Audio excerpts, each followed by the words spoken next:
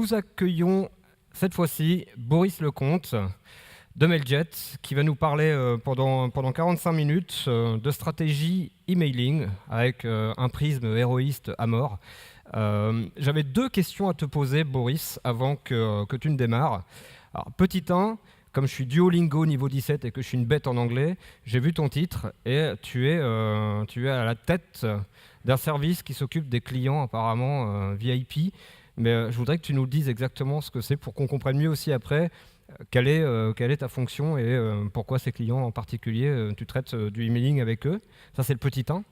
Et le petit 2, il se trouve que ce matin, on a reçu Manuel Diaz, qui t'a fait une espèce de passe bizarre à la Neymar, mais en fait raté parce qu'il a roulé derrière.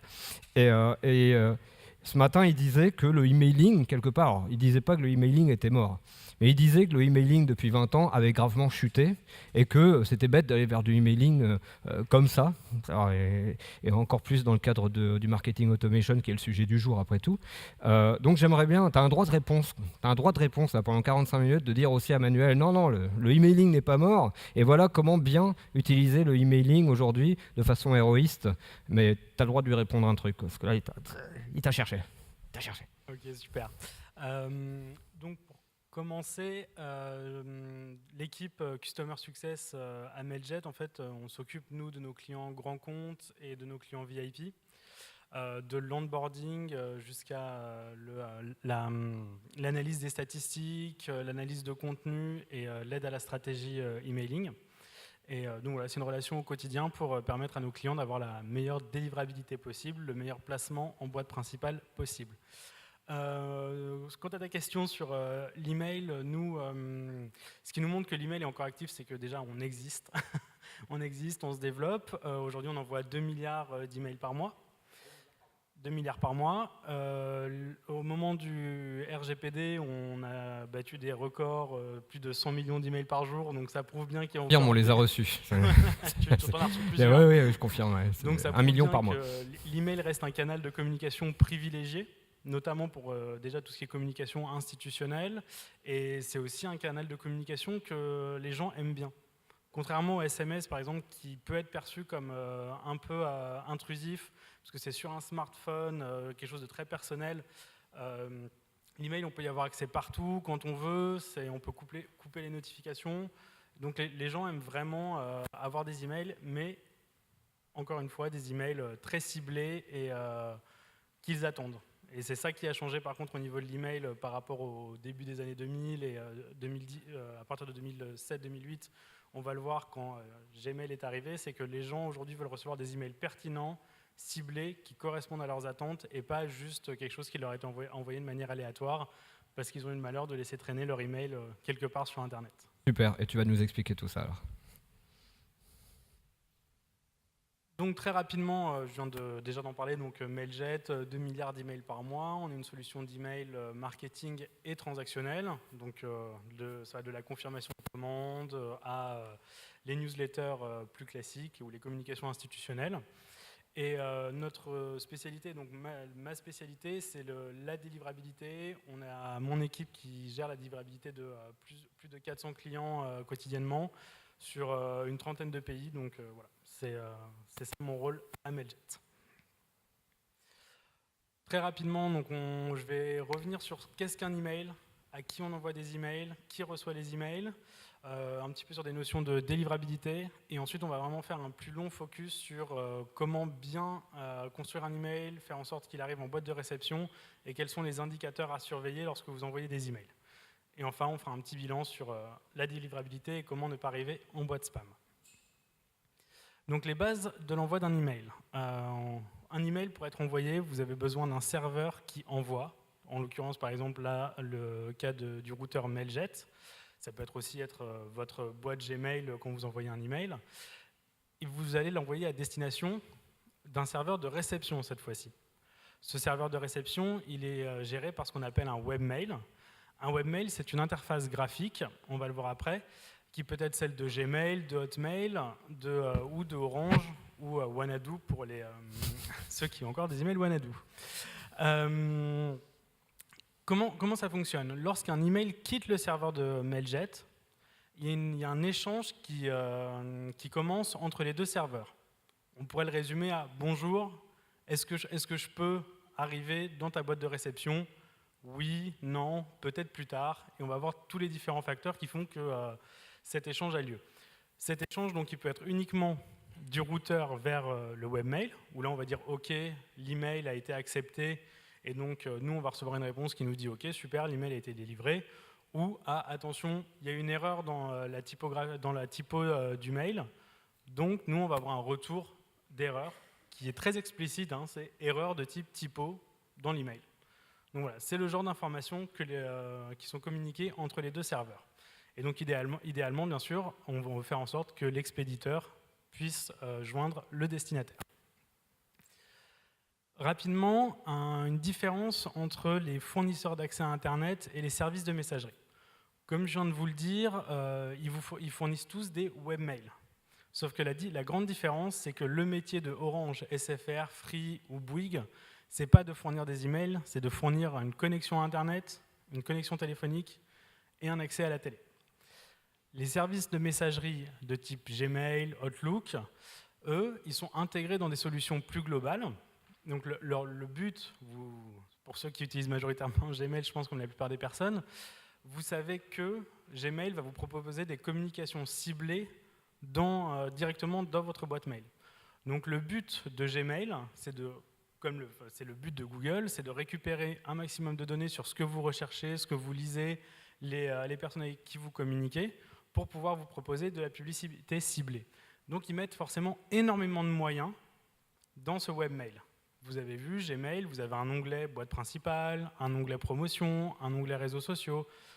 La mailbox de Orange ou SFR ou Free, c'est beaucoup plus basique. Vous avez une boîte principale, une boîte spam, et de temps en temps la possibilité de créer des dossiers intermédiaires pour classifier vos emails.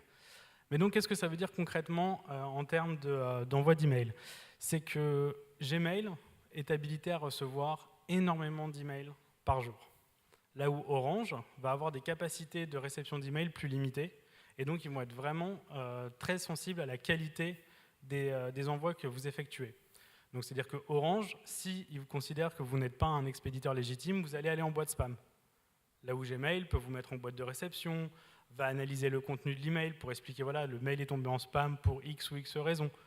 Chez Orange, c'est beaucoup plus, on va dire, binaire, c'est soit vous êtes en boîte de réception, soit vous êtes en boîte spam. Les emails peuvent également être temporisés. Donc, qu'est-ce que ça veut dire concrètement par rapport au sujet de la conférence sur le fait d'atteindre la boîte de réception du destinataire et ne pas tomber dans les spams?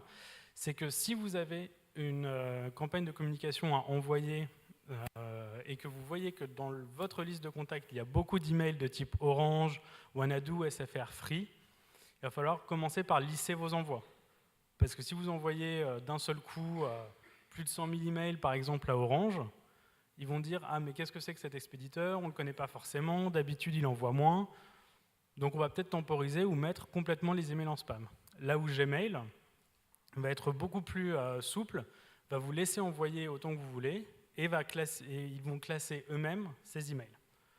Donc, il faut vraiment prendre ça en compte et faire attention au contenu de votre base de données et qui sont vos destinataires.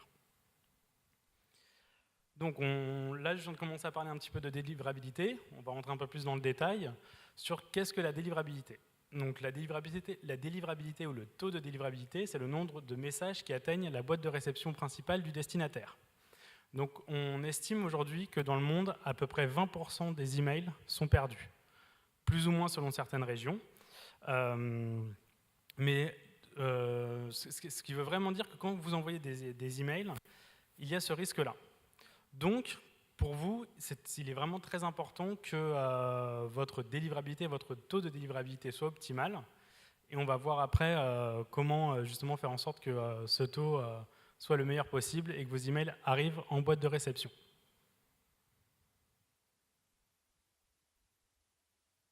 Super.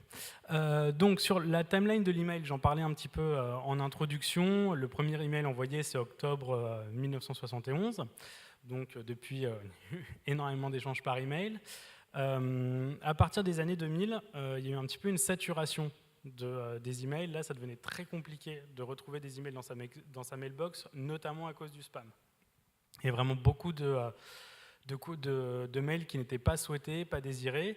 Et c'est effectivement à ce moment-là que Gmail, au bout de quelques années, a décidé de révolutionner le marché de l'email en proposant des systèmes de filtres. C'est-à-dire que la mailbox, c'est plus devenu boîte principale, boîte spam, qui de toute façon ressemblaient plus ou moins l'une à l'autre, mais vraiment quelque chose de plus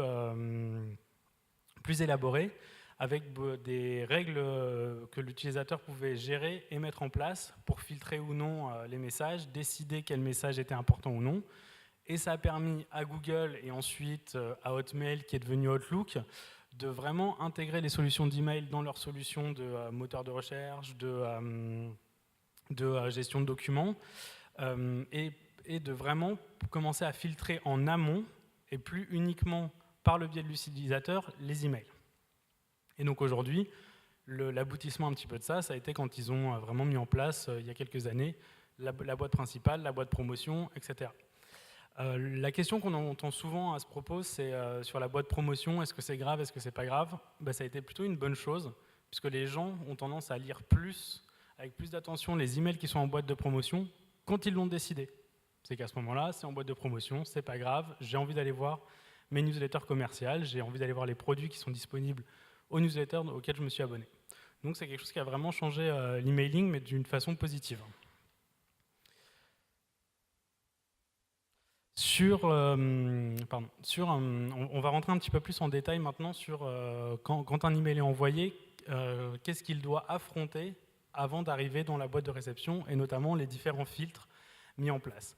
Donc les premiers filtres sont les blacklists et les whitelists, ainsi que les greylists qui sont mis en place par l'expéditeur.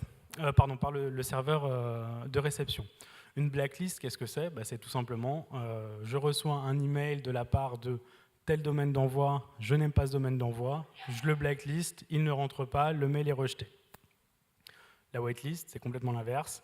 Ce domaine d'envoi, cette adresse typée d'envoi est légitime, je veux bien recevoir le serveur.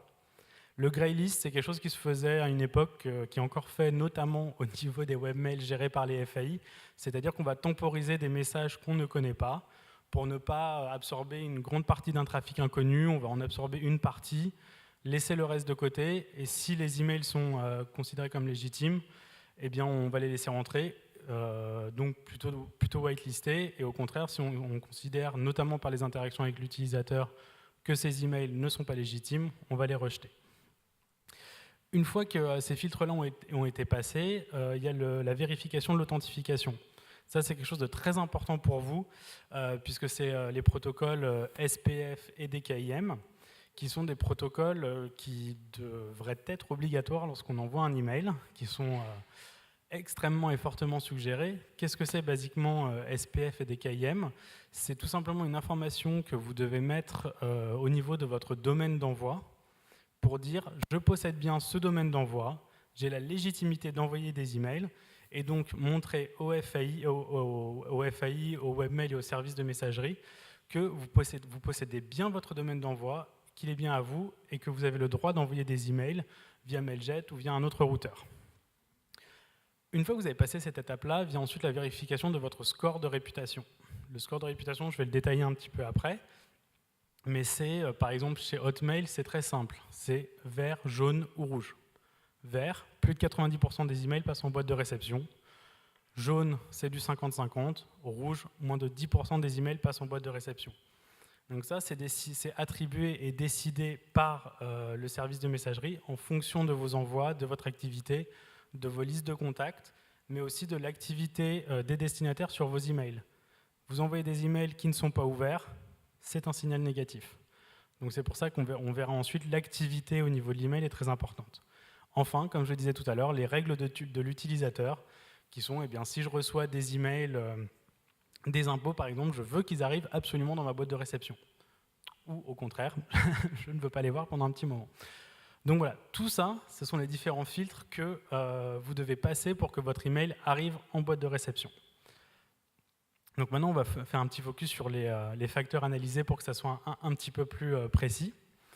Donc on va étudier la réputation de l'expéditeur, la qualité des listes de contacts, le contenu du message qui est devenu de plus en plus important au niveau des années, et ensuite la fréquence et la pertinence des emails pour que vous puissiez voir un petit peu quelle stratégie adopter en termes notamment d'adresse IP selon la fréquence de vos emails. Donc, comment un email est envoyé? Je le disais tout à l'heure, c'est un serveur d'envoi. Un serveur d'envoi a obligatoirement une adresse IP, voire plusieurs adresses IP. Au niveau des routeurs, comment ça se passe aujourd'hui? Vous avez soit une adresse IP dédiée. Donc, par exemple, imaginons que nous ayons un client qui soit une banque. Une banque ne voudra pas partager son adresse IP d'envoi avec d'autres envoyeurs. Au contraire, quelqu'un qui n'a pas des envois réguliers, qui envoie par exemple 50 000 emails, 300 000 emails toutes les 2 semaines, lui n'aura pas forcément besoin d'une IP dédiée. Il sera plutôt mis sur un pool d'IP mutualisé. Il faut savoir que les IP aujourd'hui ont également un coût, puisqu'il y a différentes normes d'IP et que sur les IPv4, il y en a de moins en moins qui sont disponibles. Donc voilà, c'est devenu quelque chose qui est une ressource un petit peu rare. La réputation, elle se fait également sur votre domaine d'envoi.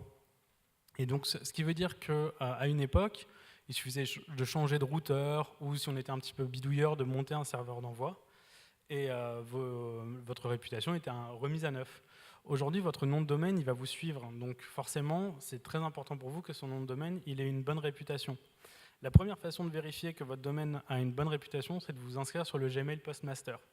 Gmail fournit publiquement les données et la réputation de votre domaine d'envoi et également de vos adresses IP. Donc déjà, ça vous permet de voir, vous, comment est-ce que Gmail considère la qualité de vos envois et de votre domaine d'envoi. Vous avez également plusieurs sites sur Internet qui permettent de vérifier si vous n'êtes pas blacklisté. Je pense à Multi-RBL par exemple. Voilà. Donc ça, c'est très important pour commencer, avant d'envoyer des emails, vérifier la réputation de votre domaine d'envoi. Et bien sûr, votre routeur fera le maximum pour vous accompagner pour que vous bénéficiez d'adresses IP qui ont une bonne réputation. Évidemment, tout cela selon la qualité de vos envois. Donc, comme je disais tout à l'heure, la réputation chez Hotmail, c'est vert, jaune, rouge. Chez Gmail, il y a un petit statut en plus qui est le statut bleu qui est bad. Alors là, les emails n'arrivent jamais. Et ensuite, au niveau des FAI, plutôt donc côté Orange, SFR ou Free, eux, ils vont avoir un système qui est différent. C'est que vous n'allez pas avoir une réputation par adresse IP, mais ils vont analyser votre taux de plainte. Donc, c'est-à-dire que vous faites un envoi, vous avez un nombre de plaintes qui explose leur plafond. Évidemment, leurs plafonds ne sont pas publics avant que vous posiez la question, sinon ça serait trop simple. Donc, on connaît un petit peu leur seuil de tolérance, mais il faut vraiment rester sur un niveau de plainte que nous, on considère à Mailjet en dessous de 0,08%. C'est pour ça que nous, on autorise un taux de plainte spam maximum de 0,08%. Alors non, les plaintes, ce n'est pas les désabonnements. Merci pour la question, j'allais y venir. Les plaintes, c'est vraiment quand quelqu'un clique sur le bouton « cet email est un spam »,« cet email est indésirable ». Voilà, exactement. Et donc voilà, et c'est exactement ce facteur-là que Orange va analyser.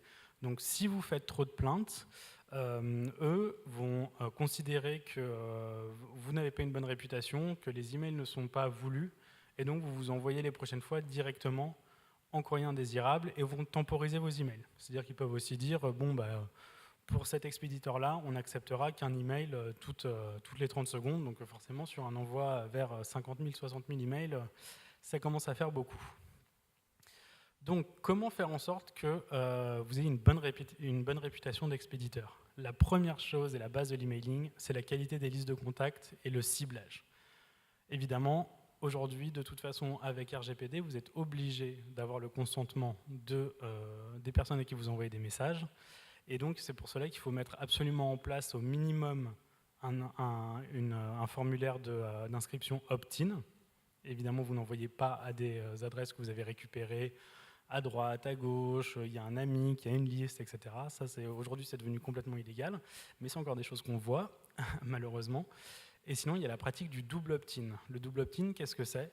C'est vous allez, lorsque la personne va s'inscrire, vous allez lui envoyer un email dans lequel il y aura un lien où il faut cliquer pour vous assurer que cet email-là est bien légitime et existe vraiment.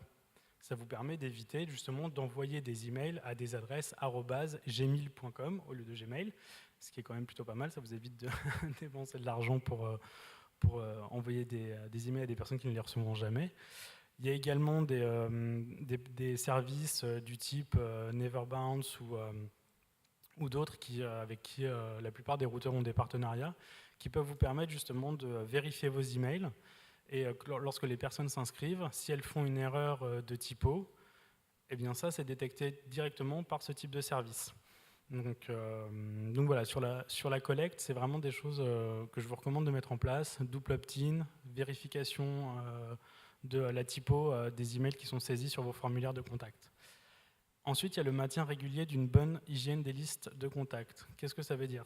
Ça veut dire que concrètement, quelqu'un qui n'a pas ouvert votre email depuis plus d'1 an, faut le lâcher. C'est pas grave, vous en trouverez d'autres. Nous, on recommande vraiment de ne cibler que les utilisateurs actifs. Qu'est-ce qu'on appelle un utilisateur actif? Chez nous, c'est un utilisateur qui a moins de 3 mois. C'est-à-dire quelqu'un qui n'a plus ouvert votre newsletter depuis 3 mois, c'est que déjà, il y a quelque chose qui se passe. Pourquoi est-ce qu'il ne l'a pas ouvert? Est-ce qu'il est plus intéressé? Nous, ce qu'on entend souvent, c'est oui, mais il s'est inscrit un jour. Oui, mais il s'est inscrit un jour. S'il y a plus d'1 an, c'est que peut-être, là, il a peut-être changé d'adresse email, tout simplement. Peut-être que ça ne l'intéresse plus de recevoir certaines communications. Donc, c'est très important, lorsque vous ciblez vos destinataires, de garder uniquement les plus actifs. Surtout qu'en général, vous avez des systèmes d'acquisition, de recrutement de contacts via formulaire ou autres, qui font que votre liste de contacts, elle va grossir. Plus votre liste de contacts grossit, plus forcément il y a d'inactifs dedans. Si vous continuez à envoyer à une liste de contacts où il y a énormément d'inactifs, c'est un très mauvais signal pour les services de webmail. Qu'est-ce qu'ils vont se dire concrètement? Cette personne, elle m'envoie 100 000 emails. Elle n'a que 8% de taux d'ouverture. Donc en gros, ces emails n'intéressent pas mes utilisateurs, mes clients, parce que même si j'aimais les gratuits, on est quand même client. Et donc vos emails vont partir directement en boîte spam, puisque eux vont considérer que ces emails font de la pollution à leur service, à leur publicité, parce que je vous rappelle par exemple que dans Gmail, il y a des publicités ciblées directement. Et donc c'est pour ça qu'ils vont vraiment faire attention à ce que vos emails soient ouverts, soient cliqués. On va parler un petit peu du contenu des emails après, comment les rendre attractifs et les règles qu'il faut absolument mettre en place. La deuxième raison pour laquelle il faut faire très attention à son hygiène de liste, c'est tout ce qui concerne les spam traps. Donc, le spam trap, qu'est-ce que c'est? Le spam trap, il y en a de plusieurs types. Ça peut être un spam trap de ce qu'on appelle de type pristine, qui est une adresse piège qui est diffusée sur Internet dans le but uniquement de piéger les spammers. C'est-à-dire, donc, par exemple, je développe un petit logiciel qui va aller scanner toutes les pages web de tel domaine à tel domaine, et je vais récupérer tous les emails que je trouve. Là, vous avez des organismes, par exemple Signal Spam pour la France, un organisme qui s'appelle CSA pour l'Allemagne, qui vont développer, et même du coup Gmail ou Hotmail, vont avoir des adresses email pour lesquelles ils vont savoir que si elles reçoivent des emails, c'est que cette adresse, ce domaine d'envoi n'a aucune légitimité pour envoyer dessus. L'autre partie des spam traps sur laquelle il faut faire très attention également, là c'est plus quelque chose que Hotmail fait, ce qu'on appelle des honeypots par exemple, c'est-à-dire qu'une adresse email va être fermée ou le compte ne va plus être utilisé. Au bout de 6 mois, 1 an, Hotmail va le fermer et donc va renvoyer un message d'erreur. Donc vous allez envoyer un email, il y a un message d'erreur, très bien. Vous n'en tenez pas compte. Vous vous dites, bon, c'est pas grave, je continue à envoyer, même si j'ai 4% d'open et 10% d'erreur, c'est pas grave, je continue à cibler mes contacts. Et Hotmail, ce qu'ils vont faire après, ils vont réactiver cette adresse, qui ne va plus être en erreur, mais va leur permettre de savoir que vous avez des mauvaises pratiques en termes d'hygiène des listes de contacts. Et donc, ils vont vous attribuer un mauvais score de réputation, et ensuite, vos mails ne vont plus arriver en boîte principale. Donc, quand on dit aux personnes vraiment de cibler les utilisateurs les plus actifs, Nous, à la limite, c'est pas dans notre intérêt, parce que notre intérêt, ça serait que le plus d'emails possible soient envoyés via Mailjet. Mais pour notre réputation, la réputation de nos utilisateurs, donc votre réputation, c'est vraiment très important que les envois soient faits de qualité avec un taux d'ouverture optimal. Et un taux de clic, si possible, extraordinaire. Mais là, après, ça dépend un peu plus du contenu. Donc justement, le contenu et l'aspect du message. Donc il est utilisé, le contenu, c'est pas uniquement voilà, le gros bouton pour dire à l'utilisateur clique ici ou ta commande arrive dans 2 jours. Le contenu va être également utilisé pour calculer votre réputation. On va détailler un petit peu après, mais par exemple, vous vous souvenez, je pense tous de la fin des années avant début 2010 où on recevait des super emails avec une image qui prenait tout l'écran, avec remplissez vos cartouches, c'est super. Bon, ça aujourd'hui, typiquement, ça ne passe plus en boîte de réception. C'est quand même très rare. Il n'y a que quelques expéditeurs qui arrivent à envoyer des emails comme ça qui atteignent la boîte de réception. Et donc voilà, eux, les webmails vont vraiment faire attention à ce que le contenu des messages corresponde à certaines normes que je vais détailler après, et surtout à des bonnes pratiques. Donc voilà, typiquement, on va voir certains mots qu'il faut pas utiliser, on va pas de ratio texte-image, mais vraiment, le contenu de votre email, il va être également utilisé pour voir si vous allez atteindre la boîte de réception ou non. Sur les mauvaises pratiques, là, on a sélectionné quelques mots-clés, par exemple finance, pharmacie, casino. Bon, évidemment, vous possédez une pharmacie, vos utilisateurs sont inscrits à votre newsletter. Ça va être un petit peu compliqué, mais bien évidemment, vous allez réussir à atteindre la boîte principale. Maintenant, si vous dites économiser sur vos impôts, on a une super promotion sur nos produits financiers à travers nos jeux d'argent, là, vous êtes sûr que ça ne va pas fonctionner. Il faut vraiment que le vocabulaire que vous utilisiez ait une légitimité par rapport à ce que vous envoyez. Je passe les mots évidents, et bien sûr tout ce qui est caractères spéciaux, lettres majuscules, super offre promotionnelle avec 5 points d'exclamation dans l'objet, c'est pareil, ça devient de plus en plus compliqué à les faire passer en boîte principale. Sur les bonnes pratiques, justement, nous, ce qu'on recommande, c'est un ratio texte-image au minimum de 60 à 40%. 60% de texte, 40% d'image. Je recommanderais même 70%, 30%. Le but, c'est vraiment d'éviter des emails fleuves où il faut scroller le plus bas possible pour avoir l'information. Les personnes, quand elles vous lisent, elles veulent avoir l'information sur leur écran.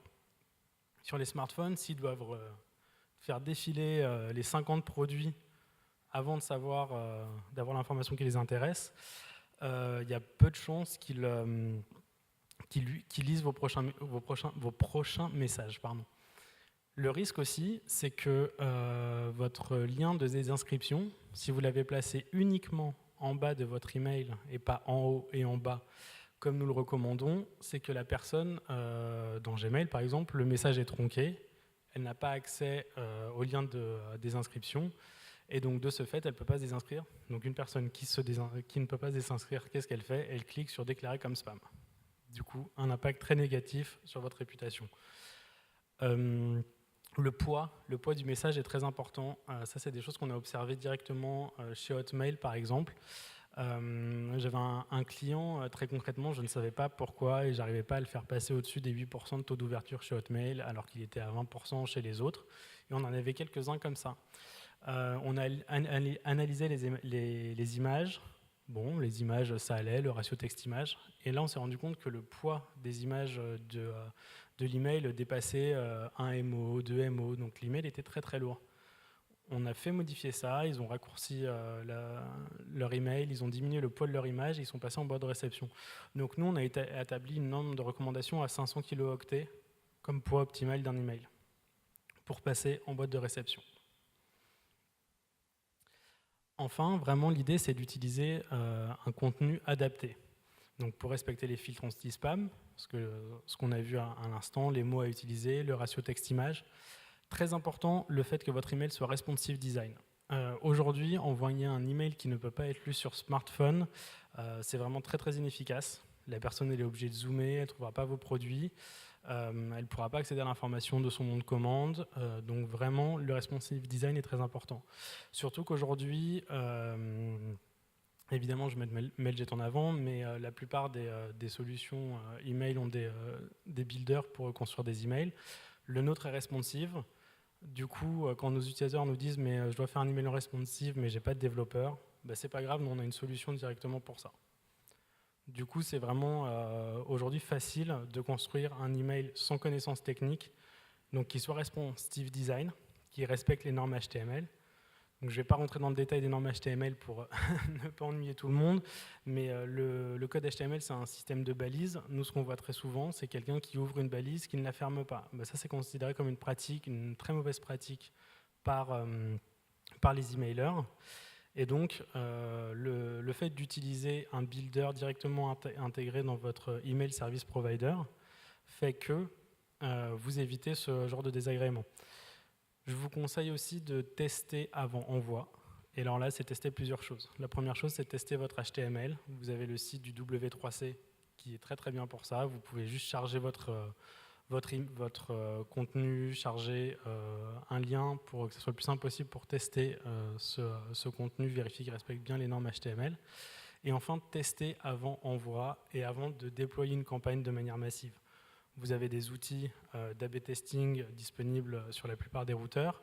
Vous pouvez également vous-même faire vos tests. C'est-à-dire que je prends 10 000 contacts dans ma liste de contacts sur les 100 000 et je fais un test. Je l'envoie à 9 h du matin, l'autre je l'envoie plutôt à 9 h du soir.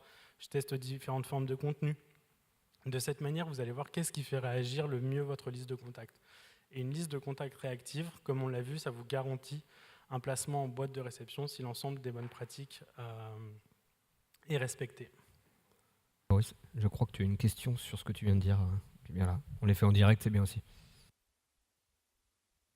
Oui, c'est le site du W3C. Donc c'est un consortium qui valide notamment le respect des normes HTML, et vous avez, que ce soit pour les emails ou pour les sites, et de temps en temps sur certains sites vous voyez en bas agreed by W3C. Voilà.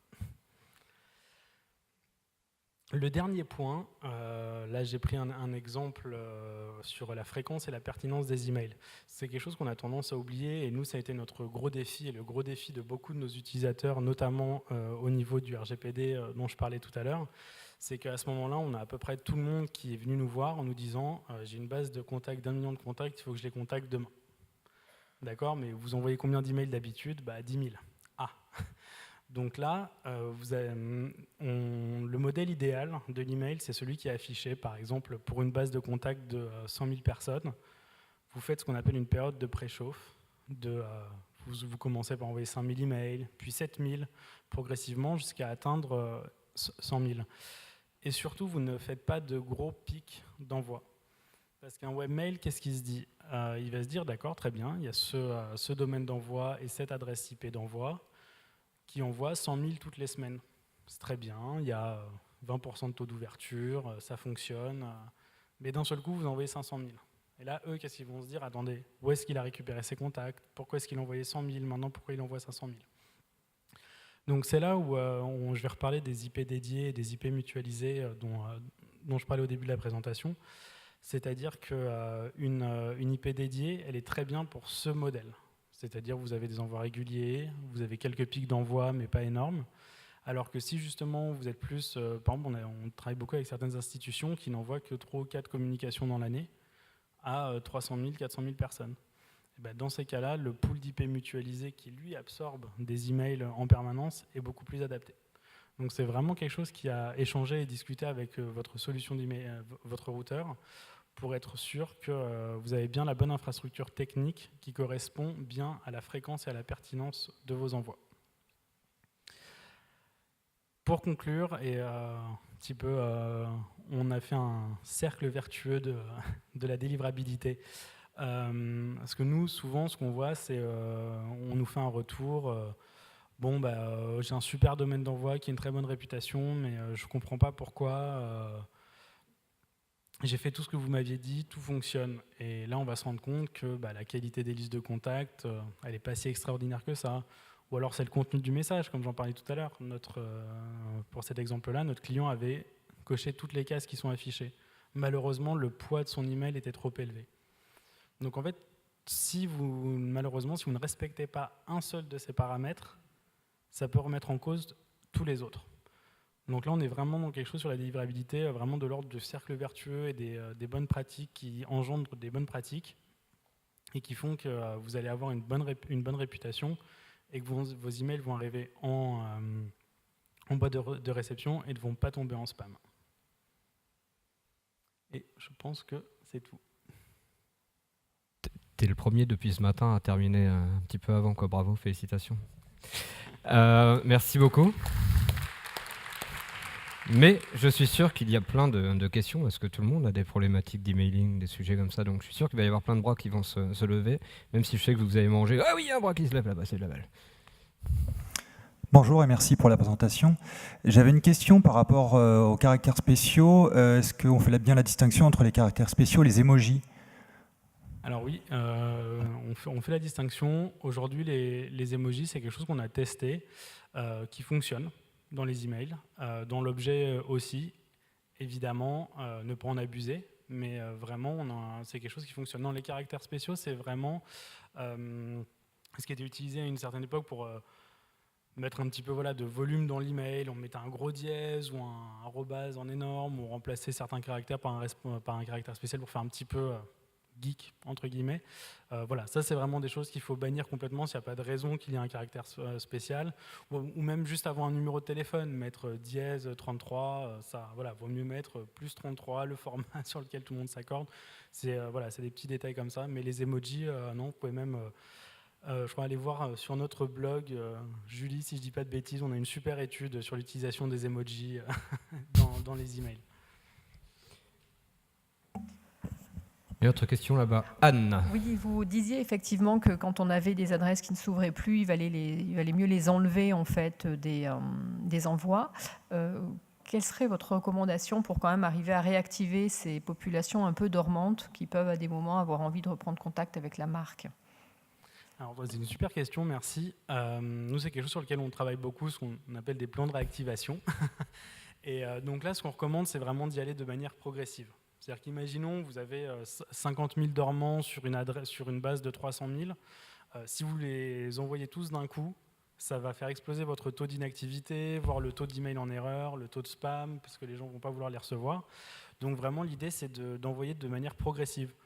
Sur les 50 000, vous commencez par en prendre 1500, vous faites une communication spéciale très adaptée qui permet de se désabonner facilement.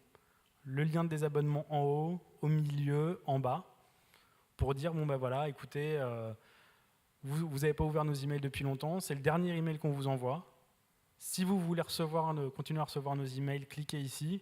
Sinon, vous pouvez vous désabonner et de toute façon, promis, on ne vous contacte plus. Et par contre, il ne faut vraiment plus les contacter. Mais c'est un petit peu ça, on va dire, le modèle que nous on recommande. Et selon le taux de réaction et d'activité, il faut accepter aussi ou non de complètement lâcher ces emails dormants. Je vais prendre un exemple là, par exemple, qui est un peu arbitraire. C'est pas un taux, mais si vous avez moins de 10 ou 15% d'ouverture sur un email de réactivation, bon, il y a un moment, 5%, c'est peut-être pas la peine. Si vous avez déjà une super réputation, d'aller cramer cette réputation justement qui risque vraiment d'impacter pour finalement pas grand-chose vos envois qui sont de bonne qualité et qui arrivent à passer en boîte principale. Je savais que vous alliez avoir une question, je le sentais. Ça, vraiment. Je voulais...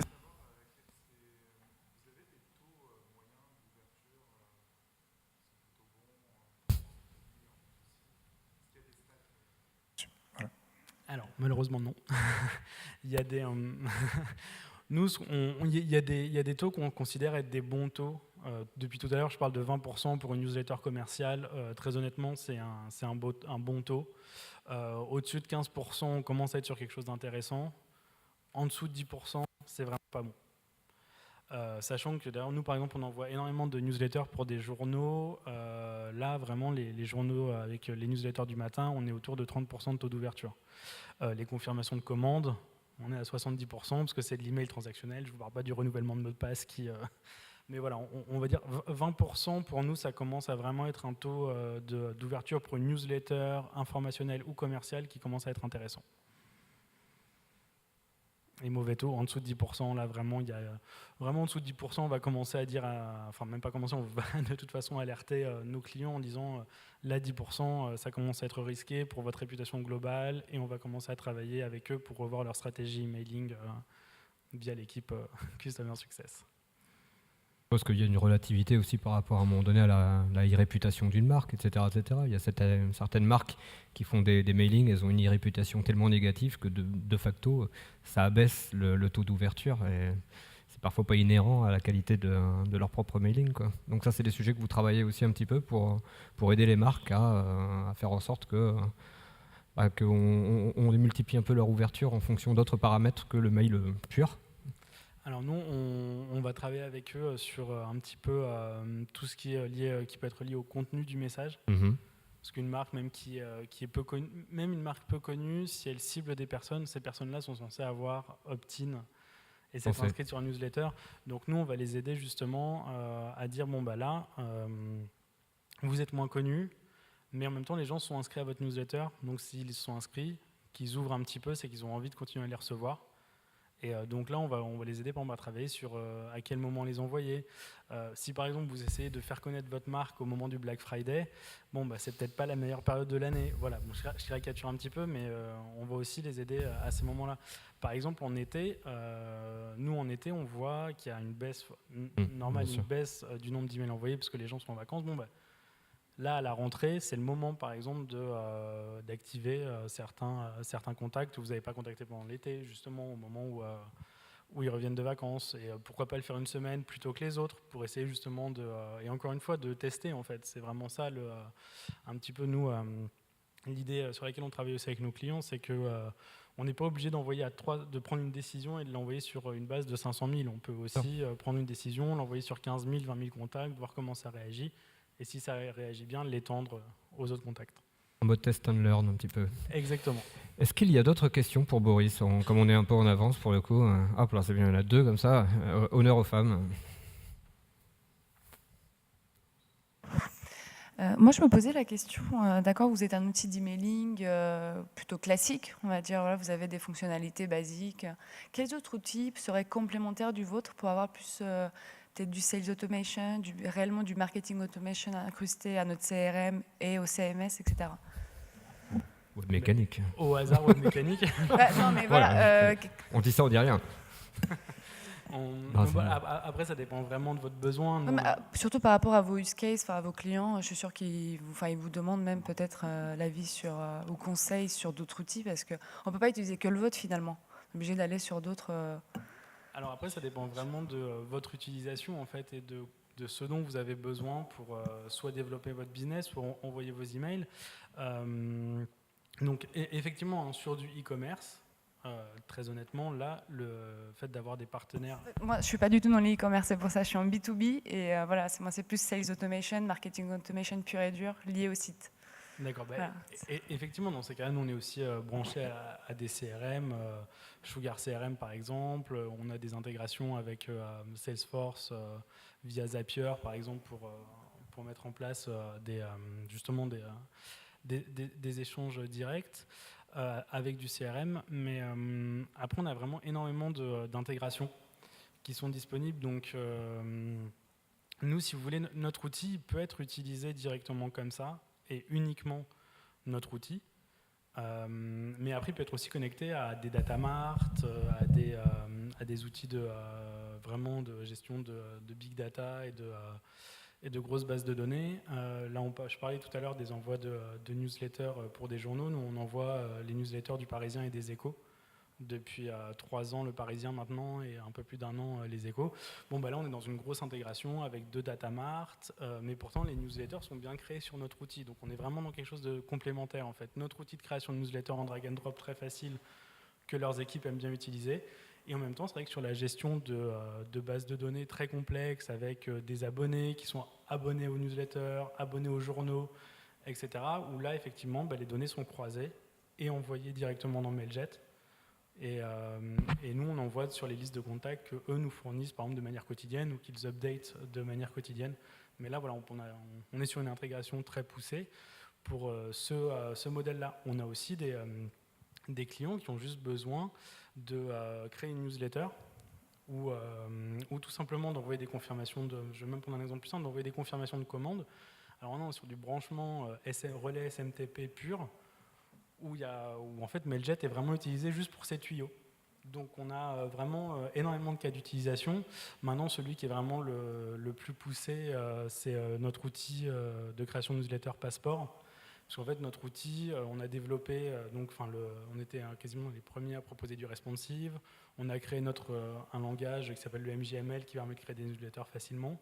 Et surtout, pour cette année, en fait, on met en avant la collaboration, c'est-à-dire qu'on a fait la même chose que Google Doc, mais pour l'email. Donc, vous pouvez travailler à plusieurs sur des newsletters. Et ça, c'est hyper intéressant, par exemple, pour les agences qui travaillent avec des clients. Leurs clients peuvent venir voir, mais ne pas modifier, etc. Donc, c'est... Voilà. Après, sur l'automation, par exemple, très honnêtement, on est très content d'avoir des partenaires comme Webmécanique parce que c'est pas, on va dire, notre cœur de métier. Alors que la création d'email, par exemple, là, on a beaucoup misé dessus, par exemple. Il y avait une autre question derrière. JM. Oui, une question. Sachant que donc, le taux d'ouverture est dépendant du fait d'accepter d'ouvrir des images ou pas dans son email, quelle est votre expérience de ratio exact? C'est-à-dire si on a 30% d'ouverture, c'est 60% de réel, ou comment vous jugez du taux réel d'ouverture? Alors aujourd'hui, je pense qu'on voit vraiment que le fait que les emails ne s'ouvrent pas, que les images ne s'ouvrent pas dans les emails, souvent quand ils sont envoyés en spam. Donc déjà, quand on a un taux d'ouverture global qui est faible, on se doute que l'email va dans la boîte spam et que du coup, de toute façon, les gens ne vont pas activer les images. Ensuite, aujourd'hui, il y a quand même il y a un Outlook, vraiment la version dure de Outlook qui n'accepte pas l'ouverture d'images, mais sinon, c'est quand même quelque chose qui est hors B2B, de moins en moins utilisé. Donc, pour nous, voilà, les taux d'ouverture, on considère qu'ils sont fiables et exacts. Encore une question. Comme tu as terminé un peu en avance, pour le coup, c'est bien, on a du temps pour les questions, c'est génial. Moi, j'ai une problématique avec une cliente qui envoie une newsletter interne. On est passé avec un concurrent à vous, Mailchimp.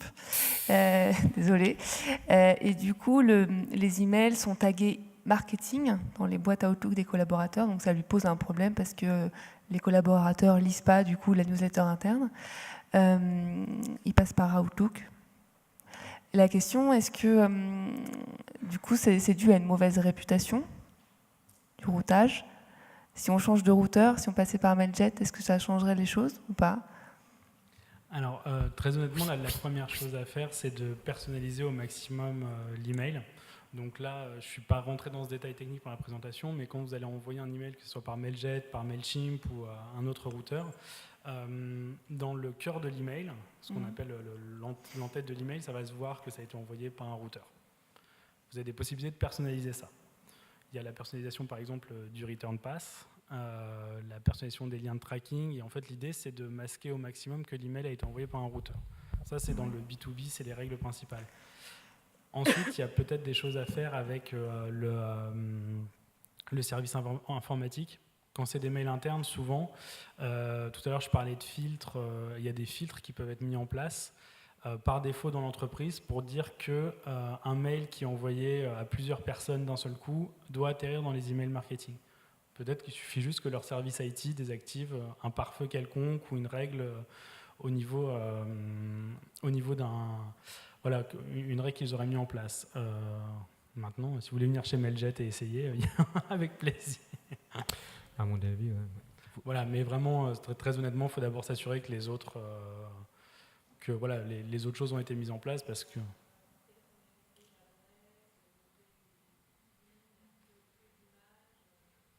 Voilà, mais après, c'est peut-être l'étape d'après, c'est vraiment au cœur de l'email. Donc là, on rentre dans des choses un peu plus techniques. Nous, c'est des paramétrages qu'on demande quasiment par défaut à tous nos clients qu'on suit au niveau du Customer Success.